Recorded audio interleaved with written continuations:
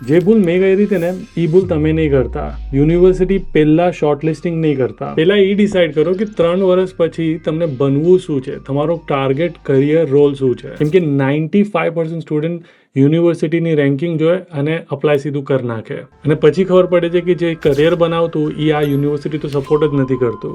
તો right order શું હોવો જોઈએ? જો સૌથી પહેલાં તો હોવું જોઈએ કે તમને કરિયરમાં બનવું શું છે.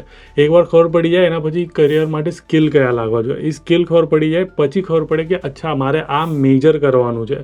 આ મેજર ખબર પડી જાય એના હિસાબથી કઈ યુનિવર્સિટી આ મેજર માટે એ પ્રોગ્રામ માટે સારી છે એવી રીતે શોર્ટલિસ્ટિંગ ચાલુ કરાય. હવે તો એઆઈ આવી ગયું છે તો તમારું જે બેકગ્રાઉન્ડ છે એ ChatGPT ને આપો યા ક્લોડને આપો. કઈ યુનિવર્સિટી તમારા બેકગ્રાઉન્ડના હિસાબથી અને કરિયરના હિસાબથી શૂટ થશે. અને સૌથી મોટી વાત યુએસમાં એ છે કે તમારી જે જોબ છે યુનિવર્સિટીના વજહથી નહીં મળે, તમારા સ્કિલના વજહથી મળશે, તમારા એક્સપિરિયન્સના વજહથી મળશે. અને તમને ડિટેલ પ્રોમ્પ્ટ જોઈએ છે તો કોમેન્ટ કરી નાખો કરિયર, એટલે તમને મોકલી દઈશું તમારા DM.